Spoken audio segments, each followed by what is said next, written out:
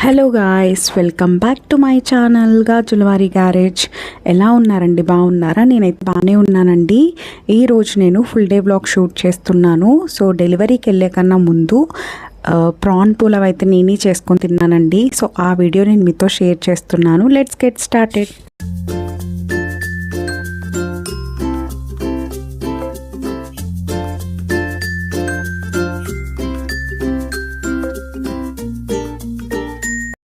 Morning లేచిన వెంటనే చాయ్ అయితే తాగేసానండి. తాగేసి ఇక్కడ ప్రాన్స్ అమ్మే ఆవిడ మా ఇంటికైతే వస్తుంది.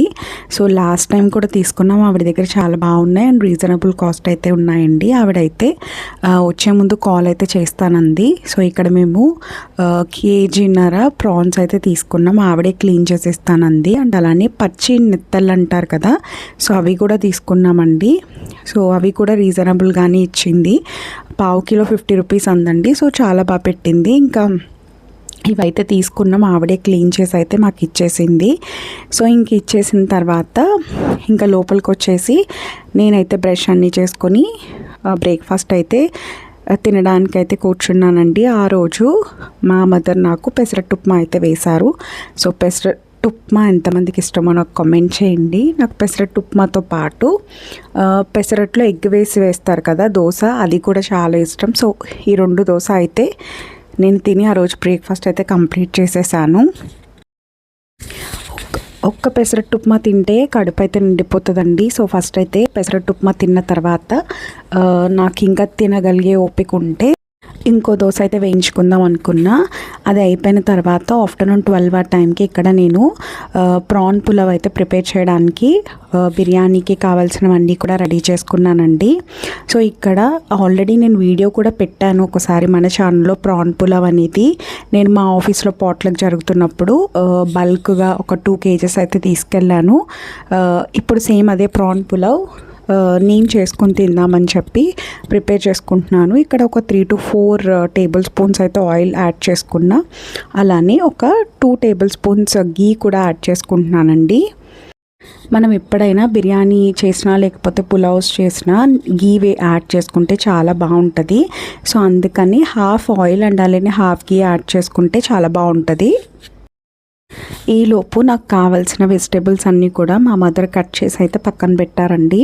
సో ఇక్కడ నేను ఒక పెద్ద ఆనియన్ ఒకటైతే తీసుకున్నాను. సో దాన్ని స్లైసెస్ కింద కట్ చేసుకొని కొంచెం బ్రౌన్ కలర్ వచ్చే వరకు ఫ్రై చేసుకుంటే సరిపోతుంది. సో పులావ్ కాబట్టి బాగా రోస్ట్ అయిపోక్కర్లేదు. సో ఏదైనా దమ్ బిర్యానీ అయితే బాగా రోస్ట్ చేసుకోవాలి. కానీ సో జస్ట్ కొంచెం సాఫ్ట్ అయిన తర్వాత మనం రిమైనింగ్ వెజిటేబుల్స్ అయితే యాడ్ చేసేసుకోవచ్చు. సో ఇక్కడ పచ్చిమిర్చిని కూడా యాడ్ చేస్తున్నాను. సో కొంచెం స్పైసీగా కావాలి అండ్ 6 మెంబర్స్కి చేస్తున్నాను కాబట్టి ఒక 8 to 9 చిల్లీస్ని కూడా యాడ్ చేసుకున్నాను. సో అవి కూడా బాగా ఫ్రై అవ్వాలండి.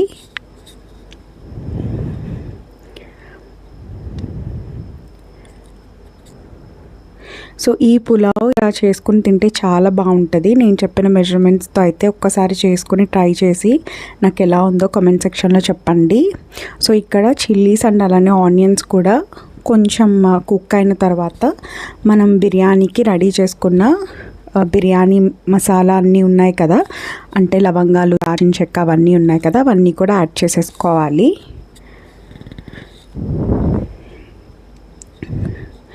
సో ఇవి యాడ్ చేసుకున్న తర్వాత ఒక 5 to 7 minutes అయితే లో టు మీడియం ఫ్లేమ్లో అయితే కుక్ చేసుకోవాలండి. లేకపోతే మాడిపోతాయి ఇవి మళ్ళీ. సో అప్పుడు మళ్ళీ టేస్ట్ మొత్తం మారిపోతుంది పులావ్ది. సో జస్ట్ ఒక 5 minutes అలాగా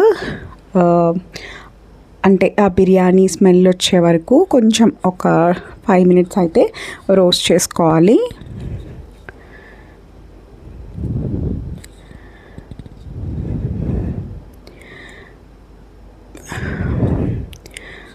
సో ఇలా రోస్ట్ చేసుకున్న తర్వాత ఇక్కడ 2 టొమాటోస్ అయితే తీసుకున్నానండి.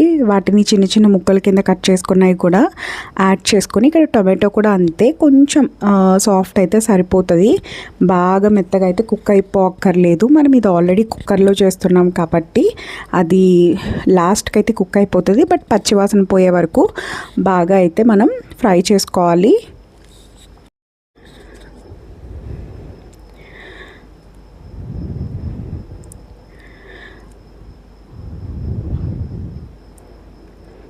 సో ఇవన్నీ కూడా ఒకసారి కుక్ అయిన తర్వాత మనం ఇందాక క్లీన్ చేసి పక్కన పెట్టుకున్న ప్రాన్స్ అయితే ఉన్నాయి కదా, అవన్నీ యాడ్ చేసుకోవాలి.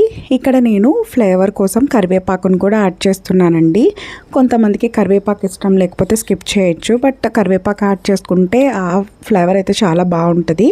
సో నేను అందుకనే కరివేపాకును కూడా యాడ్ చేశాను. సో కరివేపాకు యాడ్ చేసుకున్న తర్వాత క్లీన్ చేసుకున్న ప్రాన్స్ అయితే యాడ్ చేసేసుకోవాలి. ఇక్కడ నేను కేజీన్నర అయితే తీసుకున్నానండి ప్రాన్స్. అవన్నీ క్లీన్ చేసిన తర్వాత మనకి 1 కేజీ అయితే వచ్చాయి. సో నేను ఏం చేశానంటే 1 పావు కిలో ప్రాన్స్ అయితే తీసి పక్కన పెట్టాము. సో ఎందుకంటే వేరే కర్రీకి యూస్ చేసుకోవడానికి రిమైనింగ్ ప్రాన్స్ అన్నీ కూడా ఇందులో అయితే యాడ్ చేసేసాను పులావ్లో. సో ఎందుకంటే చిన్న ప్రాన్స్ కాబట్టి సో తింటున్నప్పుడు మనకి ప్రతి ముద్దలోకి ఒక్కొక్క ప్రాన్స్ వస్తే బాగుంటాయి కదా, సో అందుకే అన్నీ యాడ్ చేసేసాము. సో ఇవి పచ్చివాసన పోయే వరకు అండ్ మళ్ళీ ప్రాన్స్లో ఉన్న వాటర్ మొత్తం సపరేట్ అయ్యే వరకు మనం బాగా కుక్ చేసుకోవాలి. మనకి కుక్ అయినట్టు ఎలా తెలుస్తుంది అంటే కొంచెం అది ప్రాన్ మొత్తం కూడా కలర్ చేంజ్ అయిపోతుందండి అండ్ సపరేట్ అయిపోతుంది వాటర్ మొత్తం.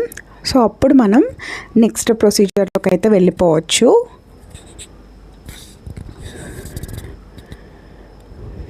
సో ఇలా అయితే కుక్కర్ అయితే విజిల్ పెట్టలేదు కానీ ఇలాగా బ్యాక్కి ఫ్లిప్ చేసి ఒక 5 మినిట్స్ అయితే కుక్ చేసుకున్నా. సో నాకు ఇక్కడ వాటర్ మొత్తం సపరేట్ అయిపోయింది.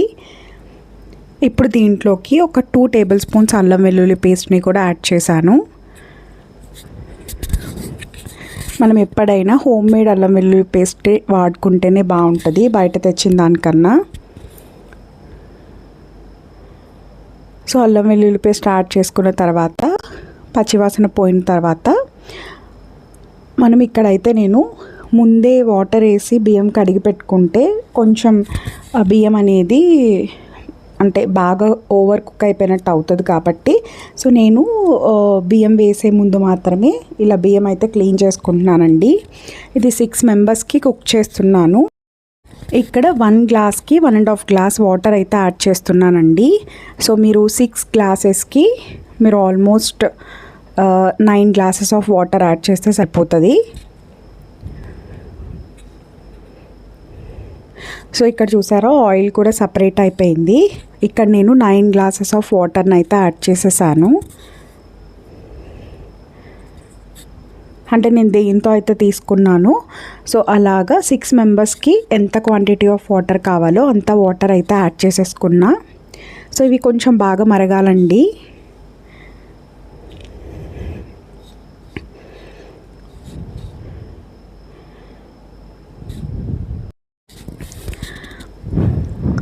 ఇక్కడ వాటర్ యాడ్ చేసిన తర్వాత మనకి సాల్ట్ ఏమన్నా కొంచెం తక్కువ అయితే అడ్జస్ట్ చేసుకోవచ్చు.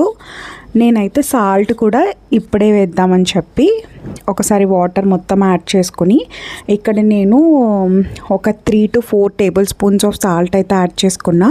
ఇక్కడ బిర్యానీ ఆకులు ఉంటాయి కదా, సో అవి కూడా ఫస్ట్ యాడ్ చేసి మనం ఫ్రై చేస్తే విరిగిపోతాయని సో ఇలా వాటర్లో అయితే యాడ్ చేశాను. సో ఇక్కడ సాల్ట్ కూడా యాడ్ చేసేసుకున్నానండి నాకు తగినంత.